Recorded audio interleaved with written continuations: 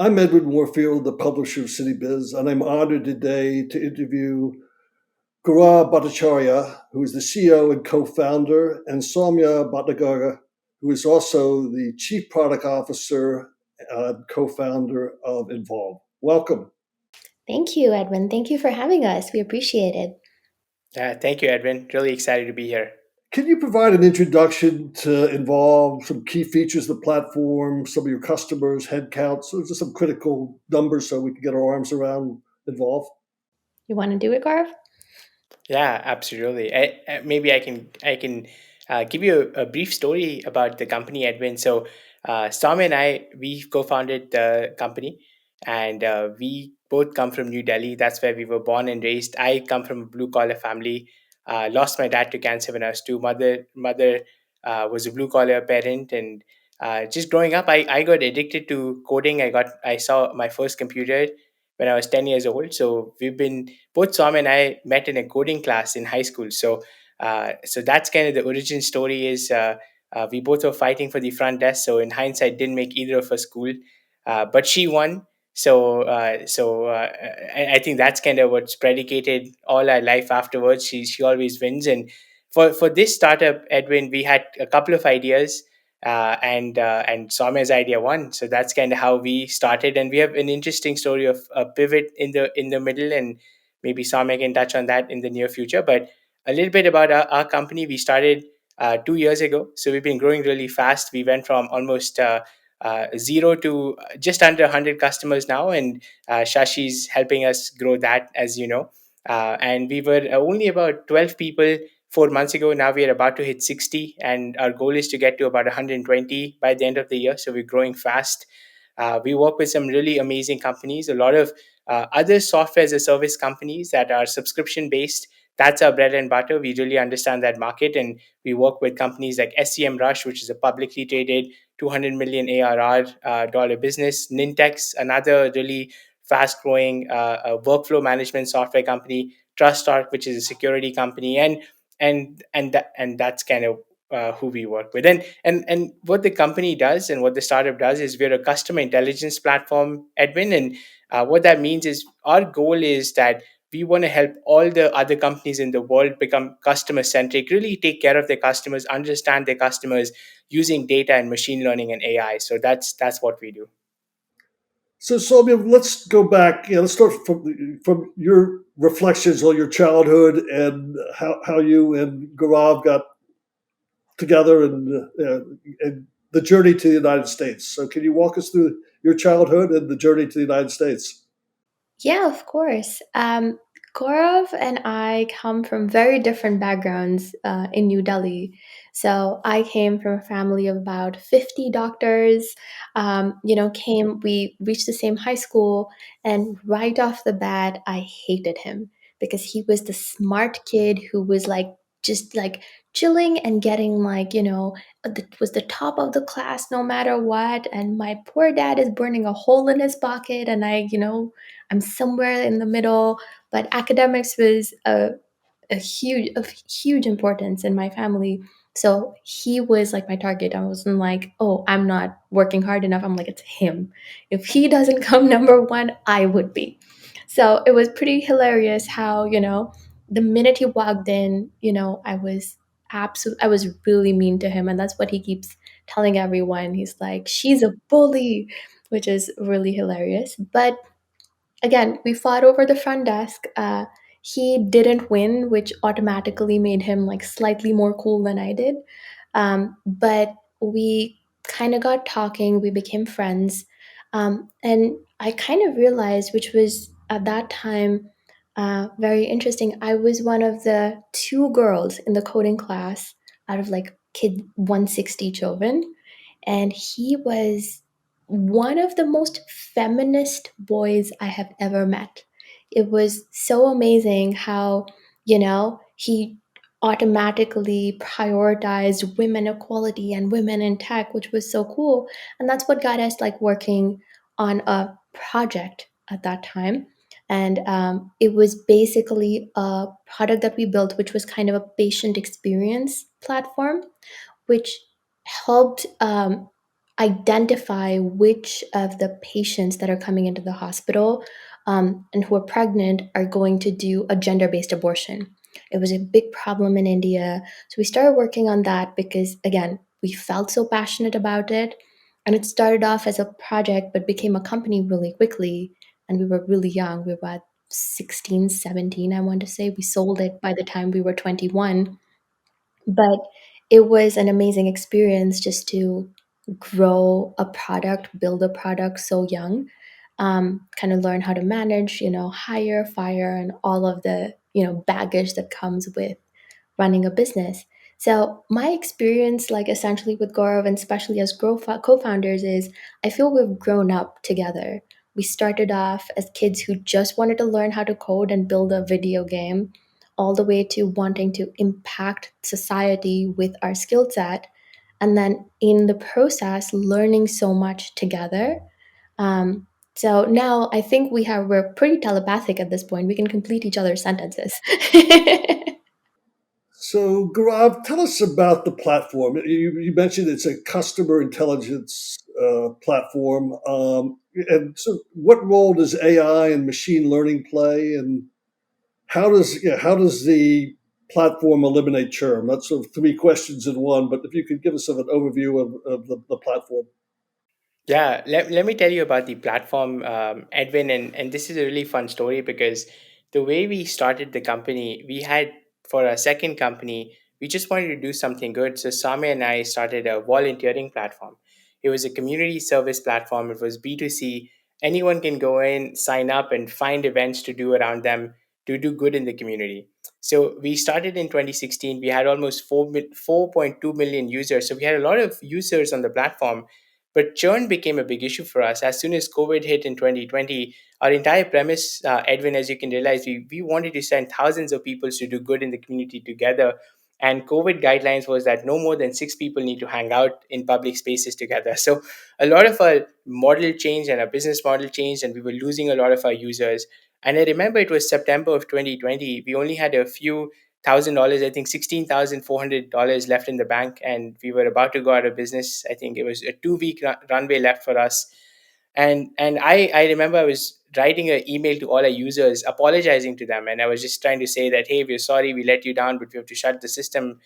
And Saumya came to us, and we had a couple of really smart engineers, Edwin, and they said, we have almost 4 years worth of data of our customers. We used to use a software called HubSpot for marketing automation. We had Salesforce for sales data. We had Snowflake, which was a data warehouse for all the product utilization, email, support tickets from the past 4 years. All they said was, hey, why don't we just take a week to analyze if there's any aha moments, like is there anything that can save our company, basically. And we started looking at that data, Edwin, and we had so many moments of really amazing insights, like some insanely great insights. We finally found like what we were doing wrong, all the things we were doing great. We also were able to get a multi-million dollar contract with a Fortune 100 company that had 40,000 users, and we had no idea about it because we were never tracking users based on the company ID. We would only track them based on where the users are coming from. And that gave us enough money to survive and thrive and keep going. And almost at that moment, I think it was December of 2020, where we said every company should have this. Every company has enough data.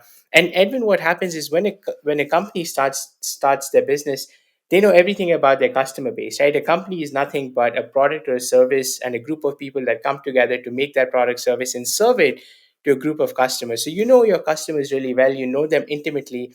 But as the company starts growing and you start growing your customer base and your user base, you almost start going further and further away from them. So what we realized is, wouldn't it be amazing if there's all this data, that's unstructured data that sits in all these different platforms for a customer, can we bring it together, analyze it, and really help them understand what their customers are saying and doing at all times? And that's what we built. So it started with that vision, and we started in 2020, and we've been growing almost 40% month over month since. But the use of machine learning is key here because the data analysis can happen. Anyone can do data analysis. I can sit down and with a few engineers or a few data analysts, we can just look at every row and every table and try to analyze it.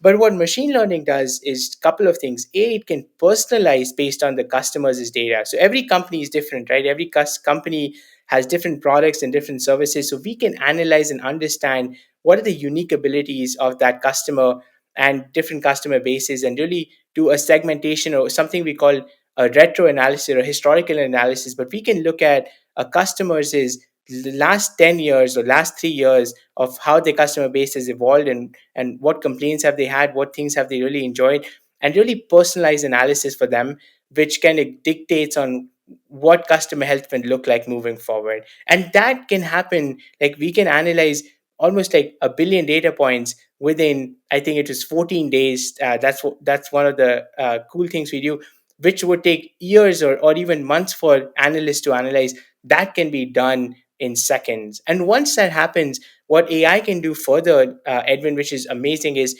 not only analyzing the quantitative but qualitative data. So natural language processing can say whether which competitors have came up, like whether a champion left the company or not, what's the sales experience like, what's the customer experience like.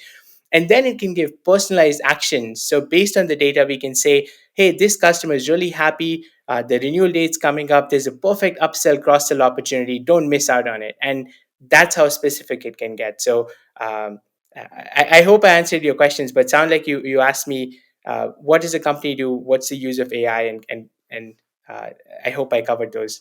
So, Saumya, your subscription-based models are an important part of your customer base, and it looks like you've landed some pretty serious clients. So, tell us about your client base.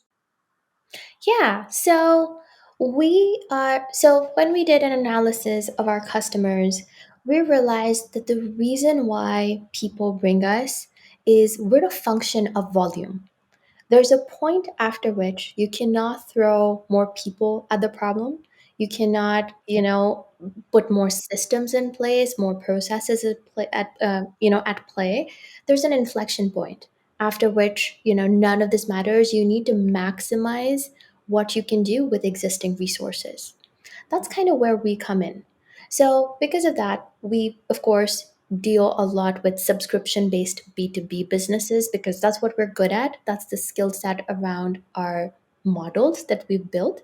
Again, not saying that we will not diversify, but that's like kind of our beachhead right now. But a lot of the businesses that we deal with are either an enterprise long tail or exclusively a long tail, customer base. So you've got, it might be 5,500 or more customers is what we think, after which management of all of them and making sure all of them are doing well becomes very hard. So essentially, that is one of the kind of businesses we have. We have a lot of long tail businesses, a lot of subscription businesses, a lot of customers with different types of products. So you're not just selling one product, you're bundling multiple products together. You've got like a tool set of like 70 products, and you have to manage and upsell and cross sell within your same customer base. So those are definitely customers. One other really big segment within our customer portfolio is we have a lot of customers who've performed M&A activities recently.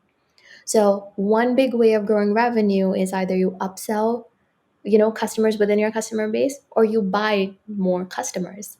So a lot of the times our companies, they buy 50,000, a company with 50,000 customers, and they have no idea if 50% of them are going to churn tomorrow. So it is very interesting because we thought when we start, of course, you walk in with a certain perception and a certain hypothesis that then you validate with the market. And our hypothesis was we're going to have customers who are going to come to us with their head on fire to say, we've got 4% month over month churn. We need to fix this now. We do have that segment, which is the obvious segment, but other triggers are customers who've just raised a big round of funding because then there's pressure for growth, so you have to like allocate resources accordingly, and you can't do it as fast. Your customers are getting added at a much faster pace as your resources. And the other is M&A activities, where suddenly overnight you've got 50,000 customers to manage, and by the time you ramp your people and you kind of understand what's happening, it might be too late. So that's kind of the overview of the types of customers that come to us.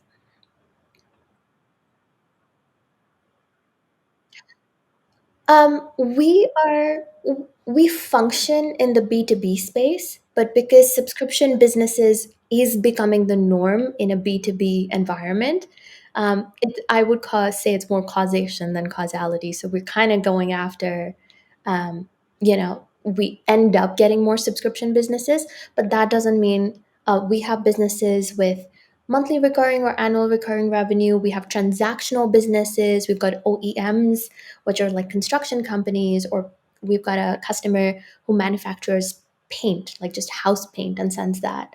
So the it's a very diverse portfolio, which seems to keep getting more diverse. And Gaurav puts it in a really good way. He's like, everyone has customers. There's no one who doesn't have customers, and there's no one who doesn't want to retain them. So, total addressable market is definitely huge for us. So, Gaurav, give us an idea of what the competitive landscape looks like. Yeah, absolutely. I think what we're trying to do, Edwin, the way that we think about the market is that there's sales, there's marketing, which is really top of the funnel. There's sales where you are talking to a customer and you're converting them, and then there's post sales, which could include customer success or account management. So what we're trying to do is there used to be Salesforce that predominantly dominates the CRM space. There's other CRM systems, but Salesforce is the big one. There's tools like Clary. Clary is also a Sapphire Ventures portfolio. Sapphire Ventures led a Series A. Sapphire Ventures portfolio consists of a company called Clary that does sales intelligence. So it's pipeline intelligence. It's understanding the deals and what the deals are doing. Then there's a company called Gong, which is an $8 billion company now that does conversational and also sales or revenue intelligence for the sales side.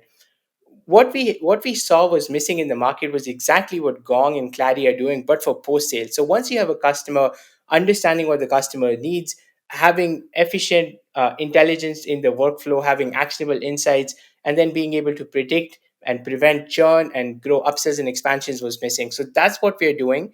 There's CRM like systems for post sales, which are called customer success softwares. Gainsight is the biggest player. We are very good friends with Nick Mehra, who's the CEO, and they created the market. So they created the customer success management platforms. There's other tools like Churn Zero. I think Shashi, who we both know, used Churn Zero in the past at Surefire Local. Our strategy is to be the customer intelligence platform for the CRMs. Either it's Salesforce or it could be Churn Zero or Gainsight or Tatango, some of the other players in the CS place. So we're trying to really be a player that can be a really quick add-on and create a new market category almost, then competing with some of the original players. Well, this startup. It's a pretty meteoric. I mean, the time it's pretty meteoric to get your Series A. So Are there any insights and just walk us through going from, your pivot and yeah. Walk us up to the Series A. Yeah, we've had a pretty crazy journey, Edwin, because at one point, I remember, I think it was early 2020, and our business wasn't doing so well. One of the biggest things we didn't understand with the earlier the startup that we had, which did the community software, the volunteering software, we just didn't know what our business model is going to be and how we're going to create something sustainable with it, and how are we going to predictably close revenue and grow revenue. So that's something that we were not really good at. We were always product people. We felt like product. We led with product. So what ended up happening was, hey, our revenue wasn't growing and we were running out of money. So I remember in early 2020 when COVID was just starting. I think it was March of 2020.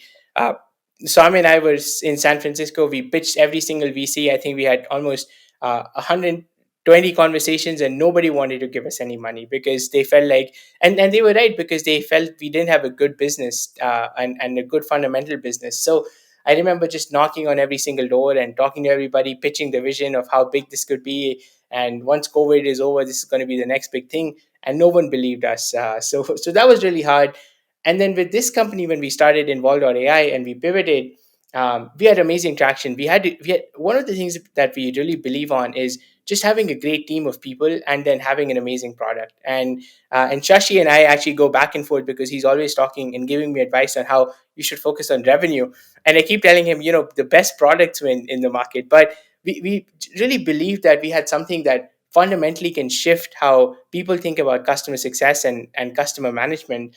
And we had built a great team of people, so we had a lot of confidence in ourselves and our abilities.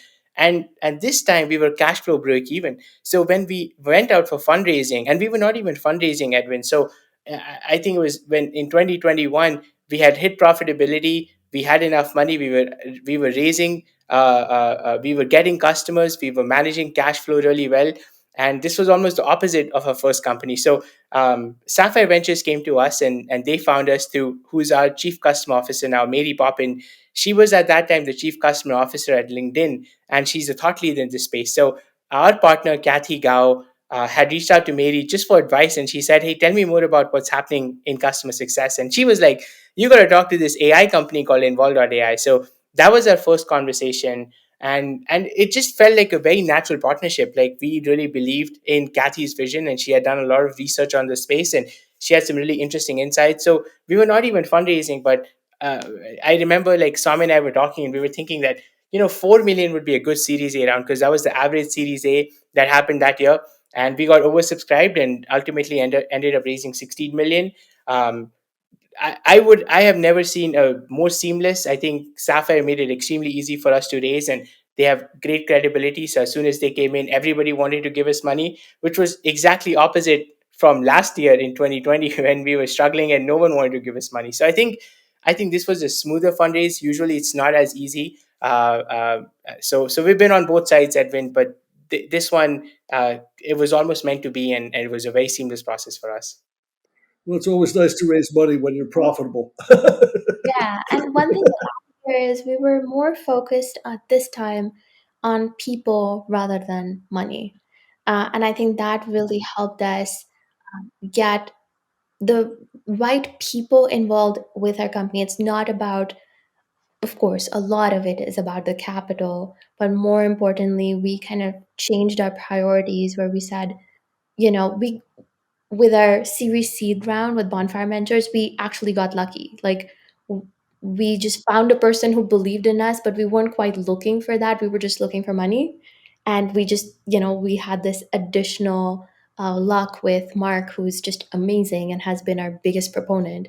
But this time, we actively looked for people who can mirror what we already had in Mark Mullen, by finding people who believed in us, who we can go when it's great to talk to VCs when things are great.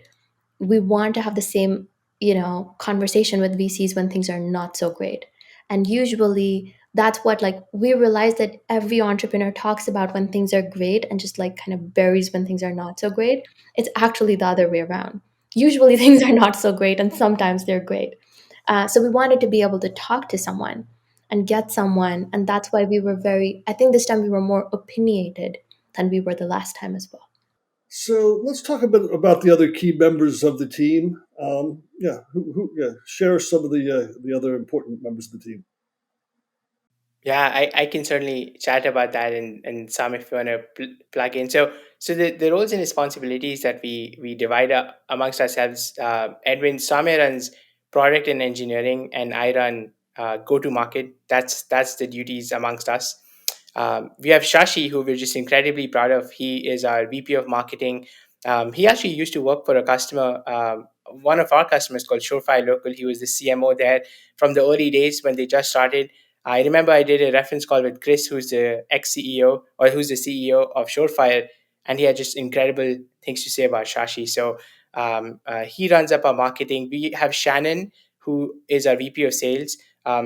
Very young, very dynamic leader. She's only been in early stage, high growth startups, so very good stage fit. As soon as we talked to her, we knew that she knew exactly how to roll up her sleeves and get in the weeds and get things done. Mary is our most experienced leader. She's a chief strategy and customer officer. She comes from LinkedIn and she's phenomenal. She's been in the early days of customer success, so she really understands about the industry and where the world's going, where it's headed. We have Justin, who heads up our engineering, and he joins us from BotKeeper. He was one of the first engineering managers there, and BotKeeper is another startup that went from almost zero to $110 million raised in total in just 4 years. So they're a hyper growth startup, and they've built a great product. And Susie is a VP of operations, and Susie and I, there's there's a Beatles song which says that the two of us, we have memories that stretch far beyond any of the longest road ahead. And that's kind of what it feels like with Susie, Sam, and I. We've been working together for 6 years now. We've had a lot of ups and downs, a lot of memories. She runs HR and finance for us, and she's just an incredible leader. So that's our leadership team, and we've been over the past 6 months. One of the things that we've been working on, Edwin, is just how do we go from founder-led sales, marketing, product to now sales-led sales, product-led product, and marketing-led marketing. So that's something that we've been very focused on. So, what is the key, most important consideration that you for hiring when you're looking for someone to join your company? I think we have a lot of opinions. That's Shashi's question. There you go.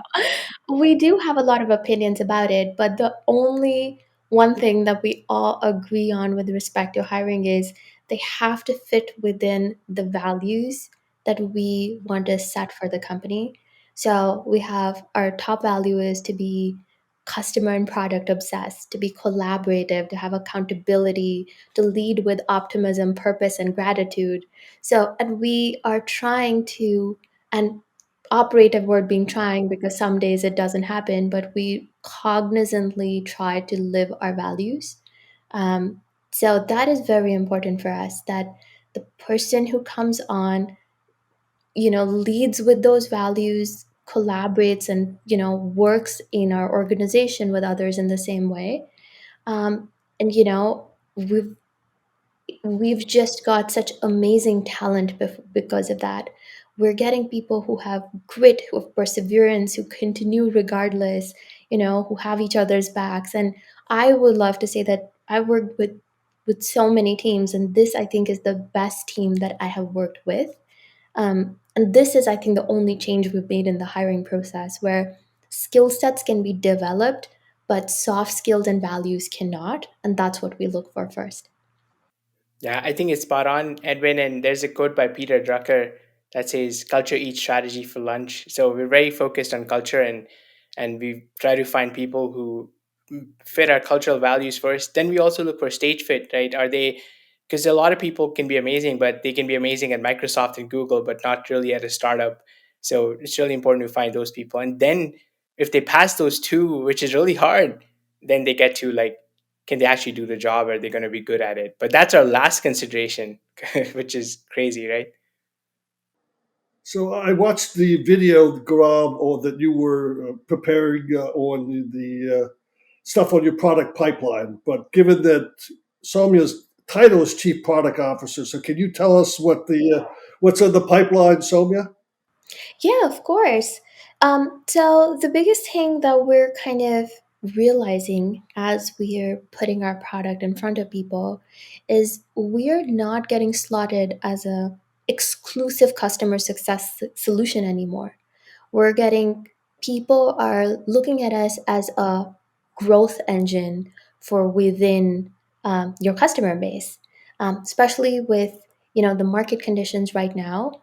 Net revenue retention becomes more and more important. So our entire pipeline is focused around how to make your customers your growth engine. So some of the things that we're bringing out, for example, is we're bringing out, besides a health score or a churn score, we're also coming up with a propensity to buy score. So which customer is more likely to expand? And then we're introducing what we like to call as an add-on module, which is you have 10 different products, your customers bought these two, here's the third most likely product that they will buy. So giving people like, direction as to how to upsell them. That's one of the biggest things that we're working on. The other thing that we're working through is what we're currently lovingly calling smart flows. I don't know if it'll stay or not, the name would stay or not, but basically, long story short, it's intelligent communication. So essentially, this customer has great product usage, you have an executive sponsor in place. Now is a good time to get a case study or an NPS score. So auto enroll them in that communication to be able to get that. And the AI comes up with the right communication or the right journey to put that customer on, which helps with customers with a low touch, business model where you don't have an enterprise CSM for every customer. One CSM is managing 200 customers. How do we enable personalization at scale is one of the next big feature sets that we're thinking through. And I guess that's a segue. If you could share one of your case studies, I know there are a number of case studies on your website. Is there one case study that you want to share with us? Yeah, of course. I think the biggest value and what people talk about is as they onboard with our platform, it helps and informs bigger strategy changes across the business. So we have one of our customers, they're a privacy company, and basically a lot of their overall strategy and success of a customer was determined by the NPS score. So, like, this customer has done great, they're giving us great NPS scores. We don't have to worry about them. They're good. And then, as we started getting through the data, the system told them that your NPS score for churned and active customers is the same. There's no difference. And so basing the entire strategy off of that is not the best thing to essentially do. And that's probably why we're missing so much of the churn. Like, it's just falling through the cracks because we're using the wrong metric. And which is why we kind of weighed out all of their data sets and basically to give them a more data driven health score. And now, as we go through them, now we can literally go step by step in attribution where we can say, listen, one customer of yours was going to churn. Here's the action that was recommended. This is when you did it. And look, you renewed this customer for, $8,000. So in one quarter, um, sorry, in the first 3 months, we were able, which is one quarter, we were able to give them like $126,000 of direct attribution and almost $300,000 of indirect attribution, which was huge for them. Interesting. So, this time last year, you were seeing Series A, Series B's coming right behind Series A. Obviously, that was a pretty frothy market. So, yeah, where do you guys stand on your Series B? Or have you started? Or are you thinking about it? Or Yeah, and one of the things that we love, Edwin, is we think a lot about the future. I think uh, there's a quote by Wayne Gretzky, which an old quote that talks about, I skate to where the puck is going to be, not where the puck has been. So I think the markets are changing significantly, and we think a lot about that. The markets are no longer frothy for tech; they are going to be shifted, which is exciting. I think it's natural. It happens every 10 years. I think it's after 14 years of being in a bull market that it's actually going to be a bear market. So we're looking forward to it. As a company, we've been very cash focused. So the number one thing for us is creating amazing products and game changing products. The number two thing right behind that would be making sure that we can get to profitability. So as a company, we're very focused on reaching profitability and then controlling our destiny. Maybe we reach profitability and decide that a Series B investment makes sense for the next stage of growth, or it might be that we can self sustain and keep growing. Amazon, I think, only did one round of funding, and they're $1 trillion company. So I don't think money is a sign of high growth. I think it's just a matter of, can you create an amazing product in a great market and have the right marketing and sales, and that's what we are focused on. and so, what are the growth plans? Are there any potential acquisitions out there that would make sense?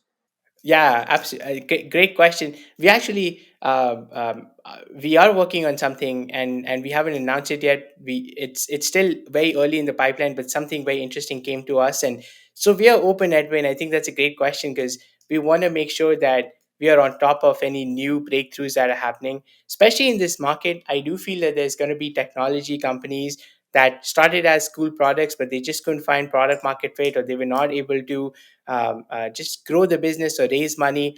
So we are definitely very open. We are open to uh, partnering or acquiring with other companies that have a great product, or they could be really complementary to our solution. So I'll keep you posted if something accelerates, but we're keeping our eyes open here.